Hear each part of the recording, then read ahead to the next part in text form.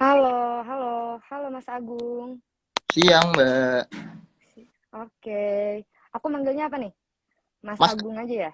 iya.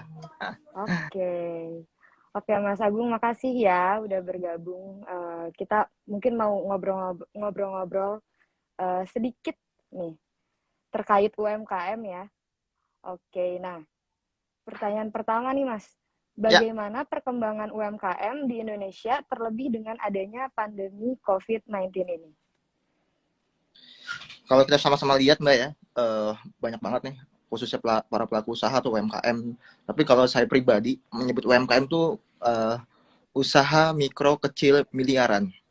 Karena buat saya Hmm, eh, omset mereka tuh bukan bukan sebatas ratusan ribu, tapi bahkan sampai ratusan miliar.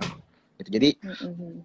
UMKM ini eh, apa namanya sangat menopang perekonomian Indonesia. Jadi bahkan bisa menyumbang miliaran rupiah untuk membantu perekonomian Indonesia. Tapi kalau melihat perkembangan UMKM saat ini, justru kita melihat, kita sama-sama melihat lah kondisi sekarang ini UMKM banyak yang gulung tikar, bahkan banyak juga yang tutup karena kondisi pandemi 2 tahun ke belakang ya, sejak adanya pandemi atau COVID ini, kita melihat sama-sama melihat usaha perkopian, F&B ataupun yang lainnya ada yang tutup, ada yang apa namanya gulung tikar atau bahkan ada yang defisit. Tapi di samping itu juga banyak beberapa usahawan atau UMKM pada umumnya bahkan mereka mengambil momentum ketika semua orang di rumah, ketika semua orang di apa namanya di kondisi saat ini mereka menjual makanan yang bisa disupport dari apa namanya pengantaran online atau Oke. jasa-jasa online semacam kayak frozen food atau Mhm, minuman mhm. botol sampai akhirnya ini bisa dibilang aji mumpung bisa juga apa namanya sangat sangat terkasihani untuk khusus para pelaku UMKM yang gulung tikar. Tapi ya Oke, ya nggak bisa memungkiri dengan kondisi saat ini sih mhm, gitu. mhm. Berarti ini pintar-pintarnya kita untuk mencari peluang, bener nggak sih, Mas? Uh, Ya. Oke, nah ada lagi nih, Mas, pertanyaannya.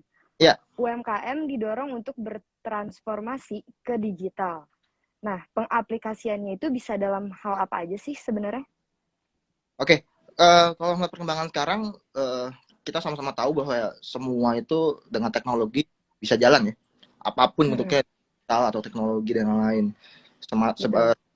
Handphone smartphone itu kita pasti ada beberapa apa namanya aplikasi entah marketplace entah apa namanya aplikasi untuk antar barang atau jemput orang segala macam itu juga salah satu apa namanya teknologi yang saat ini udah hampir semua orang bisa dikatakan tapi belum semuanya sudah melek teknologi dengan hal ini Mhm, dan mhm.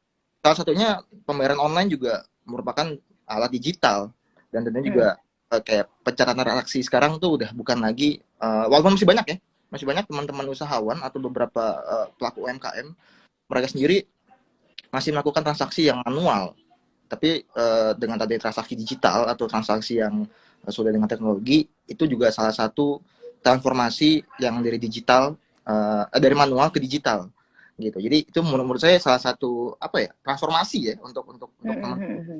teman-teman. Berarti sebenarnya teknologi ini pun memudahkan para pelaku UMKM juga ya, Mas ya? Betul betul betul betul. Oke, oke, oke, oke. Nah, dalam memulai bisnis nih, Mas, tentu modal menjadi hal yang paling penting dan paling utama ya. Nah, Ya, apa yang bisa dilakukan pelaku UMKM dengan modal minim atau mungkin yang nggak ada modal sama sekali nih, Mas? oh ya. Tentunya kalau kita usahawan pasti akan tahu yang namanya HPP atau harga modal dalam satu produk. Ketika kita contoh kita mau menjual satu makanan, let's say itu bakso deh. Bakso itu kan pasti ada harga modalnya dari apa namanya bahan bakunya, terus apa namanya untuk cuci piringnya, bahkan kuahnya. Itu sebisa mungkin kita membuat minim, tapi dengan kondisi produk ini layak kita jual. Jadi bisa dikatakan dengan adanya pemangkasan atau apa sih kayak semacam modal minim ini itu juga salah satu upaya kita untuk pelaku usaha untuk menjalankan ini. Tapi kita ini nggak perlu apa namanya nggak perlu takut bahwa dengan modal minim atau bahkan dengan HPP yang sangat kecil itu juga bisa salah satu untuk mendongkrak barang kita layak kita jual nih cukup enak ketika kita tester segala macam. Tapi Betul, kalaupun betul, betul. tanpa modal saya rasa itu kayaknya untuk reseller ya. Jadi tanpa modal pun juga bisa jualan atau dropshipper. Jadi kita bantu Oke, jualin oke. atau baru jualin teman yang seolah itu barang kita, padahal itu barang orang, tapi kita tanpa Mm-mm. jualkan. Itu salah satu upaya juga sih, tanpa modal, jadi kita bisa mendapatkan cuan di situ sih. Gitu Iya, kurang lebih. betul, betul. Bisa jadi reseller, bisa jadi Iya, dropshipper juga ya. Betul, betul, betul. Nah, kemudian untuk UMKM sendiri nih Mas, cenderung lama naik kelas dikarenakan ekspansi bisnis memerlukan modal yang tentunya nggak kecil ya. ya. Nah, dalam hal ini seberapa penting sih peran investor untuk para UMKM? Oke, terkait hal ini sebenarnya kita kembalikan kepada pelaku usahanya, Mbak ya. Kalau memang Hmm. dirasakan dana yang cukup besar dan yakin banget nih, ini usahanya akan berpotensi apa ya, menghasilkan pendapatan yang lumayan cukup atau minimal on target. Tapi dengan beberapa metode kayak strategi penjualan yang baik juga salah satunya juga.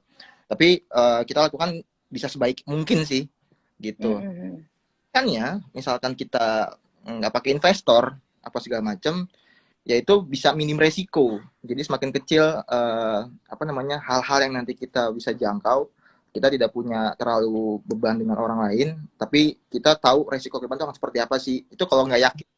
Tapi kalau misalkan yakin, ya lakukan dengan beberapa strategi yang meyakinkan investor untuk ini akan modal bisnis ini dengan modal segini kayaknya akan meraup keuntungan sekian, atau bahkan dengan strategi ini kita akan mendapatkan sekian. Itu yang penting yakin dulu aja sih.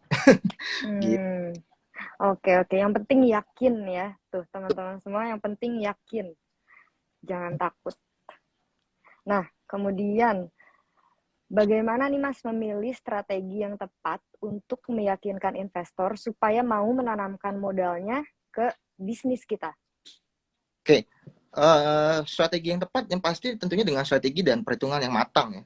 Kita sudah punya perhitungan sebelumnya untuk meyakinkan investor atau si penanam modal ini sendiri. Bahkan kita juga bisa melihat penempatan lokasi yang strategis. Jangan sampai ketika kita approach atau kita memberikan satu apa namanya simulasi kepada investor, kita nggak yakin dan kita nggak bisa menjelaskan secara tepat gitu. Dan strategi marketing itu juga salah satu hal yang punya cukup potensial. Jadi sampai akhirnya kita punya target ke depan tuh kira-kira kita bakal jual produk berapa sih, terus apa namanya kita mau melakukan activation apa sih, sampai akhirnya itu yang buat kita sendiri meyakinkan kepada investor Mm-mm. kita bisa nih ngejual barang ini atau produk ini dengan baik sih, gitu sih. Oke, oke. Berarti kita juga harus apa ya, yakin untuk forecast juga ya ke depannya ya. Oke. Nah, ini aku mau ngingetin untuk teman-teman juga yang mau nanya seputar UMKM, bisa langsung tulis di kolom komentarnya, nanti kita tanyain langsung ke Mas Agung. Ayo, boleh kok, boleh nanya apa apa aja seputar UMKM. Yap. Oke, nanti akan kita tanyakan ke pakarnya langsung ya. Oke. Sudah ada yang nanya ya kayaknya ya. Halo, halo semuanya. Oke, mungkin kita lanjut ke pertanyaan selanjutnya sambil nunggu teman-teman mungkin mau nanya nanti ya. Nah, eh, faktor apa aja sih, Mas, dan hal apa aja yang perlu dipersiapkan nih untuk mendapatkan kepercayaan investor dan agar UMKM bisa cepat untuk naik kelas? Yang pertama, kita tadi di awal sempat mention kita meyakinkan si investor ini untuk kerjasama dengan kita seperti apa. Lalu yang kedua itu kita punya persiapan, preparation. Jadi sebelum kita memberikan satu approaching kepada investor, tentunya kita mampu meyakinkan investor ini dengan memberikan kepercayaan. Dan kita juga harus tahu ketika kita memberikan satu approaching kepada investor, pastinya investor juga punya track record tentang kita. Walaupun Mm-mm. kita dana atau kita bersama dengan investor, pasti dia akan mencari tahu apakah si orang ini berpotensi untuk membuat satu usaha yang cukup layak baik dengan si investor atau bahkan kebaikannya. Jadi itu meyakinkan investor itu salah satu hal yang penting dengan beberapa Oke. strategi. Satunya itu tadi saya bilang di awal bahwa dengan tepat titik tempat, terus strategi marketingnya, terus strategi kegiatannya untuk mendatangkan orang, untuk mendapatkan income atau produk terjual itu seperti apa. Nah itu buat saya salah satu faktor yang harus dipersiapkan untuk mempercayakan investor gitu sih Mbak, lebihnya. Oke, oke. Nah, Mas Agung ini kan community lead juga ya di kasir.id.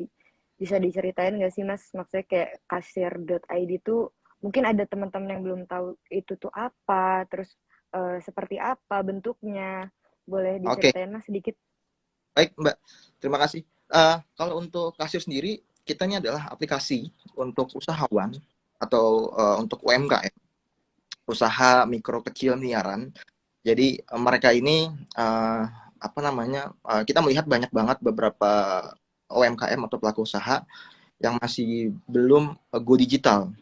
Tapi Mm-hmm. bahwa adanya salah satu faktor yang mereka belum go digital, mungkin salah satunya adalah device atau belum ada kemauan untuk go digital. Nah, di sini kami sebagai apa namanya startup aplikasi kasir, kita mencoba untuk memberikan salah satu solusi untuk beberapa para pelaku usaha.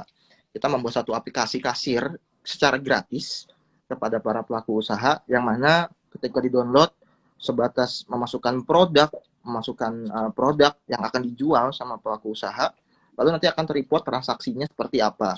Nah, ini juga Okay. di para pelaku usaha sendiri ngelihat pencatatannya cukup rapi nih. Jadi kita mengedukasi, memberikan simulasi, ini loh kalau ibu dan bapak menggunakan aplikasi kasir seperti ini. Jadi tercatat transaksinya rapi, Oke, oke. itu kurang lebihnya Mbak. Sangat memudahkan juga ya, Mas. Berarti udah tersebar nih di seluruh Indonesia? Alhamdulillah sudah 900.000, hampir mau sejuta. Insya Allah dalam kuartal ini kita bisa menembus 1 juta untuk downloader dan harapannya teman-teman usahawan bisa terbantu untuk mencatat transaksinya dengan mudah. Gitu Mbak. Wah, keren, keren, keren. Oke, mungkin kita lanjut nanya-nanya lagi nih, Mas ya. Nah, dalam mencatatkan laporan keuangan nih bagi para UMKM, hal ini tuh kadang jadi lebih sulit untuk UMKM yang belum paham sepenting apakah mencatatkan keuangan mereka. Nah, masih banyak pengusaha yang melakukan pencatatan keuangan yang tidak rapi atau bahkan masih manual. Nah, itu tipsnya gimana tuh, Mas? Oke, untuk tipsnya seperti apa? Sedini mungkin kita sebelum membuka usaha, tentunya kita sudah mempunyai persiapan dari dana atau budget yang akan dikeluarkan pada saat kita memulai usaha nanti. Ini salah satu poin utama dalam pencatatan terlebih dahulu. Jadi intinya kita mengeluarkan duit, kita mengeluarkan dana untuk membuat sesuatu dengan persiapan dari A, B to C sebatas kita mencatat dulu aja. Karena kalau cuma dengan kira-kira, kayaknya ini segini deh, ini nggak valid deh, ini segala macam bla bla bla. Ini salah hal yang buat saya salah. Nah, sebatas transaksi transaksi apa pencatatan aja itu buat saya penting gitu. Nah, setelah itu kita mulai bisnis, tentunya kita juga jangan pernah lengah sama produk yang kita jual. Kita pernah jual produk, terus kita kasih ke konsul apa namanya?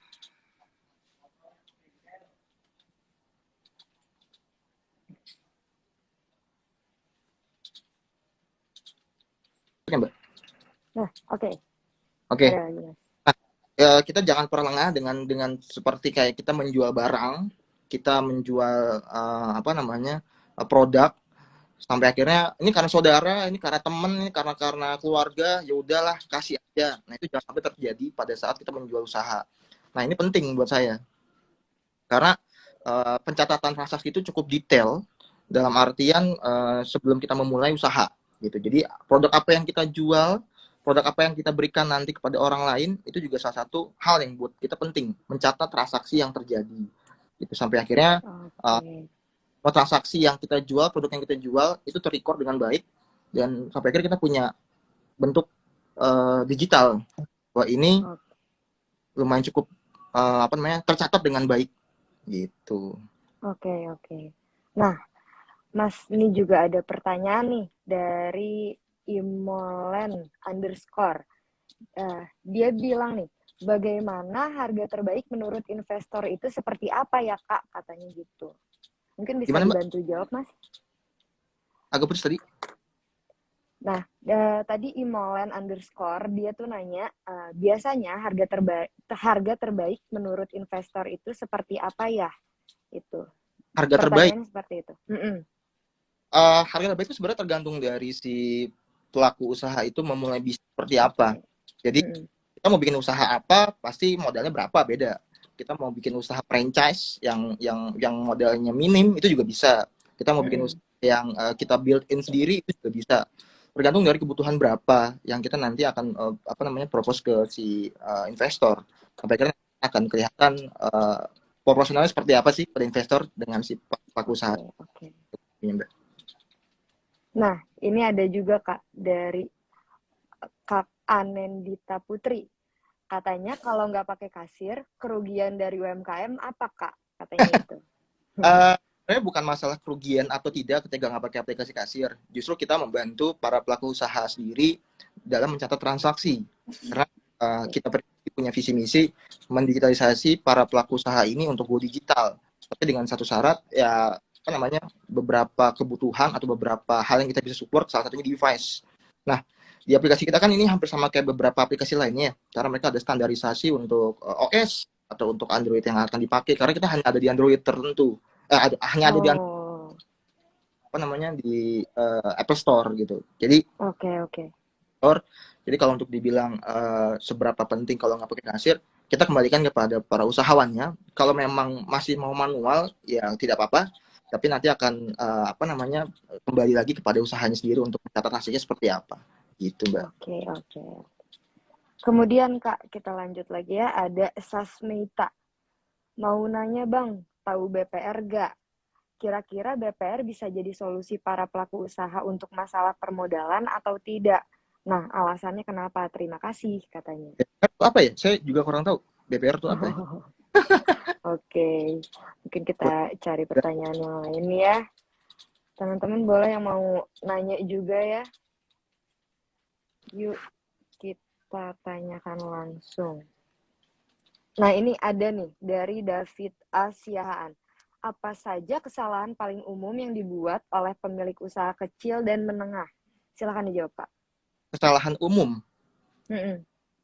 Mungkin bukan lebih kesalahan ya Mbak, tapi lebih tepatnya kayak banyak potensi orang ketika menjual barang atau mempromosikan barang, mereka tidak apa namanya ke pasar dulu. Jadi ketika dia udah yakin bahwa item itu atau produk itu dijual, hanya diri sendiri yang yakin, tapi dia tidak tes orang lain. Sampai akhirnya saya salah satu contoh, produk makanan ini sangat layak kita jual, apakah enak, 1 dari 10 orang apakah bilang enak atau tidak. Jadi itu bisa salah satu jadi apa ya, hal yang sebelum kita jual produk ini apakah cukup layak, sampai akhirnya nanti kita bisa mempromosikan dari teman ke teman, dari apa namanya strategi marketing offline atau online. Nah, kalau offline itu mungkin ya kita bisa membuat satu strategi, kita bisa membuat satu simulasi dengan promo, sampai akhirnya orang melihat, oh produk ini buy one get one. Nah, ini salah satu strategi untuk menggait orang supaya tahu dulu barang kita seperti apa. Terus kalaupun apa namanya produsen yang cukup suka dengan produk kita, ya kita treatment mereka seperti raja, karena pembeli ada raja gitu sih Mbak. Jadi kita kasih coba untuk beberapa apa ya produk yang cukup baiklah kalau kita jual ke orang lain. Oke. Berarti marketing pun penting ya untuk para pelaku UMKM. Oke. Nah, ada lagi nih. Siva Nurhaliza. Kesalahan finansial terbesar apa yang biasanya dilakukan oleh para pelaku UMKM? Silakan Kak. Salah satunya pencatatan itu yang lumayan cukup fatal apabila tidak dicatat dengan baik. Itu kesalahan finansial yang cukup apa namanya lumayan cukup apa ya krusial. Terus kedua menggabungkan finansial pribadi dengan usaha itu juga bisa salah satu yang cukup apa ya mengganggu usaha sendiri dengan usaha apa dengan uang pribadi. Nah baiknya kita mencoba untuk memisahkan hasil dari untung dari apa namanya penjualan dengan usaha pribadi. Kalau misalkan kita apa dengan uang pribadi, kalau kita gabungkan sampai kira tercampur, kita bisa bikin 2 rekening. Akhirnya kita tahu cash flow uang seperti apa sih. Kita bisa tahu apakah si barang ini atau usaha ini menguntungkan berapa sih.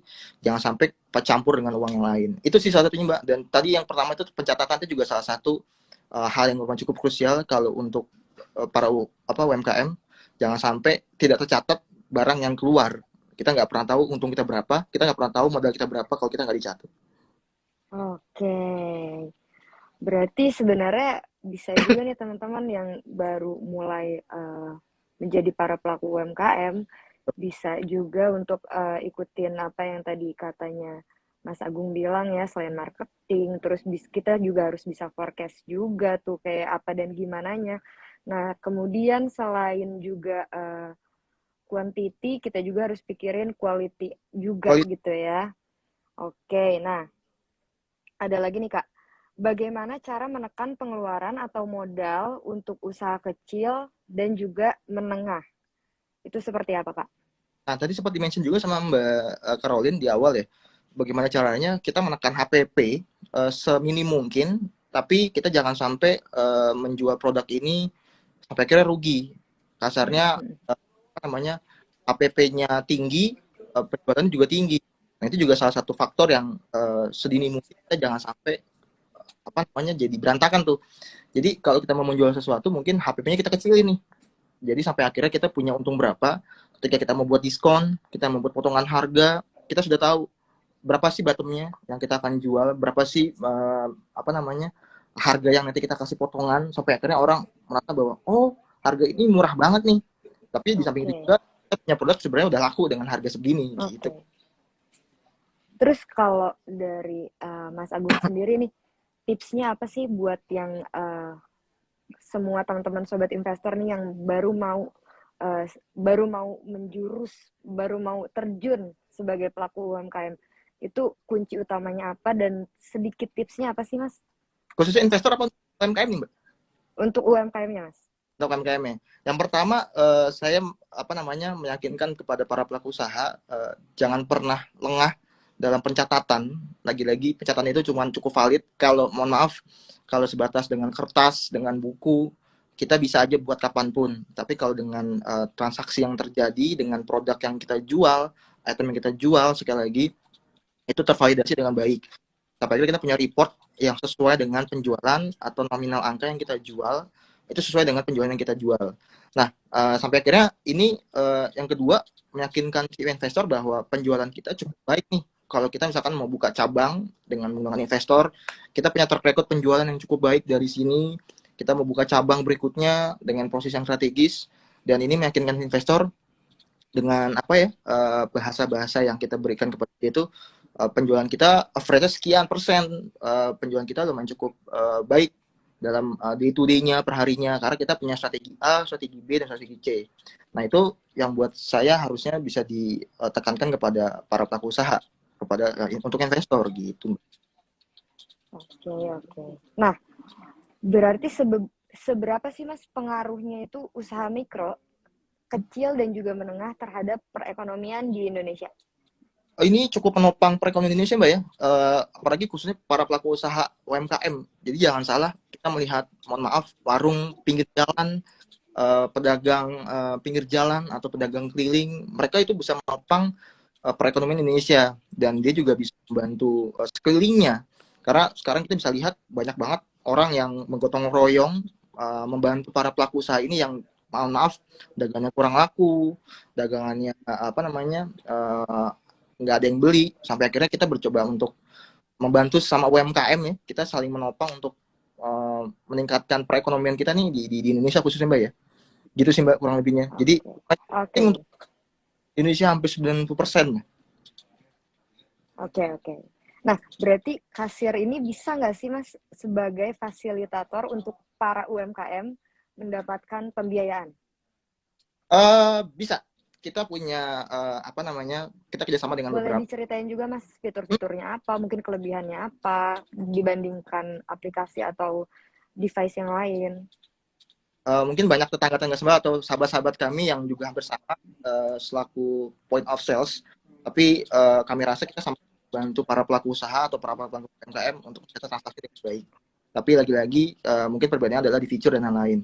Tapi kita pribadi, kalau tadi Mbak Caroline sempat mention terkait seberapa membantu, kita kerjasama dengan beberapa instansi atau sebuah startup juga, dan alhamdulillah sudah berjalan dengan baik. Jadi kita punya user kasir itu terbantu dengan pencatatan transaksinya cukup baik, jadi tervalidasi sampai akhirnya ketika dia mau membuka usaha, ketika dia mau membuka cabang atau dia mau membeli device, untuk mencatat transaksinya dengan baik, dia cukup memberikan satu database, itu transaksinya per hari berapa, terus standar untuk KTP dan lain-lain, itu untuk regulasinya.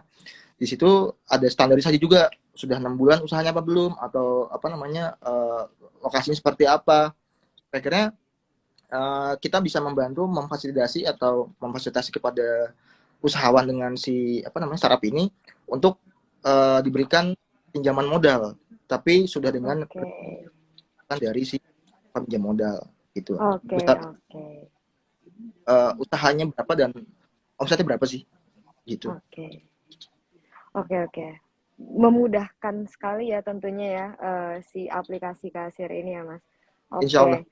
Nah, terima kasih Mas untuk waktu dan juga ilmunya nih yang hari ini udah di-share. Mungkin teman-teman ada yang mau nanya lagi nggak nih?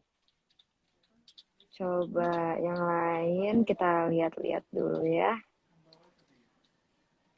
Nah, Masih banyak yang join wah ya. iya masih banyak yang join nih.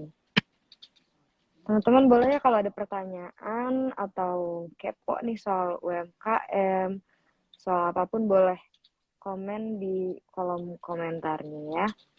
Nanti akan aku tanyakan dan Mas Agung akan jawab juga. Baik. Seperti itu. Oke. Halo semuanya yang baru join, terima kasih ya waktunya. Oke.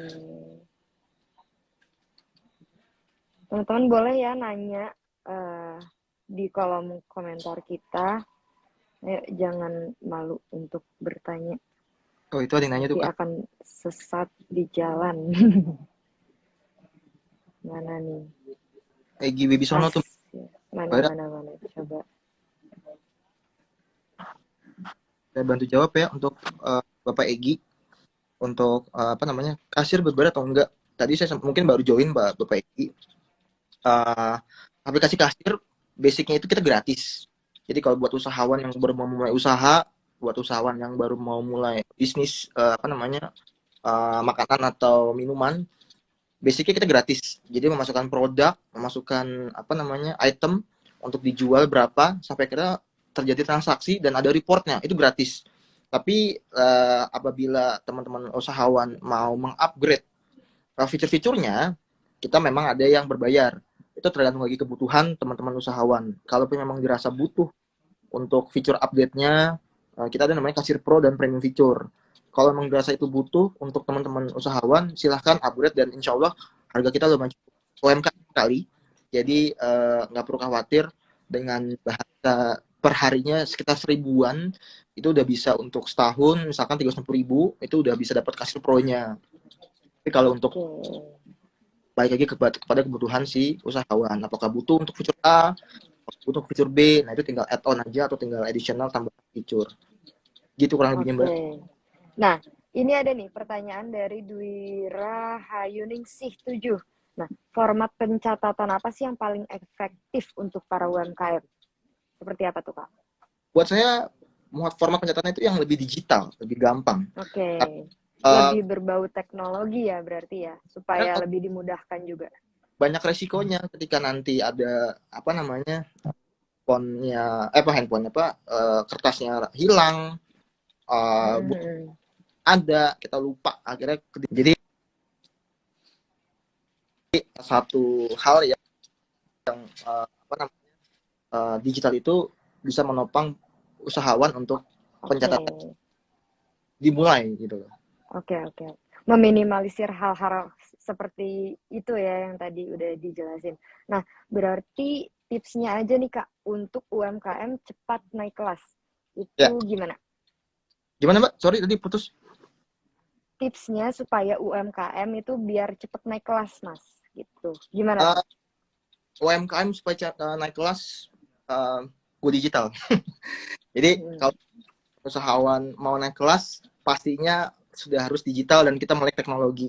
Kalau kita masih di situ aja, kita nggak pernah tahu ke depannya seperti apa, atau kita nggak pernah tahu apa yang terjadi nanti kalau kita nggak melek teknologi gitu. Jadi kita bisa ikut webinar, kita bisa ikut apa namanya, seminar yang bahasanya itu yang bisa memajukan usaha kita dengan gratis juga bisa sih, Mbak.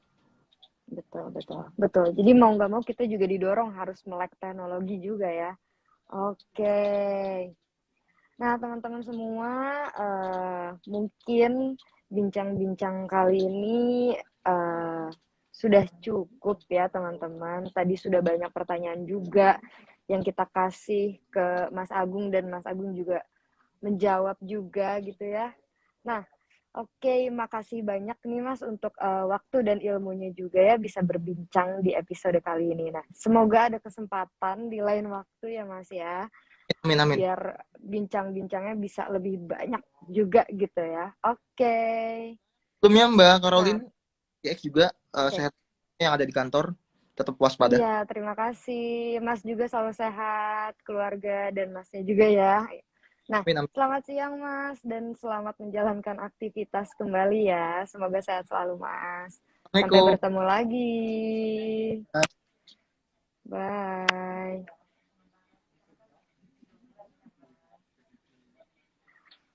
Oke, terima kasih ya teman-teman yang udah meluangkan waktu dan juga udah berdiskusi bersama, udah mantengin juga dari tadi jam 1. Nah, terima kasih Sobat Investor yang udah berpartisipasi juga dalam pembahasan kali ini di Live IDX Channel bersama Mas Agung Wiratama. Tidak terasa waktu kita sudah habis ya. Dari jam 1 tadi kita udah ngebahas soal UMKM, banyak banget. Nah, teman-teman jangan lupa untuk tonton IDX Channel. Jangan lupa juga ikuti berbagai suguhan informasinya di www.idxchannel.com.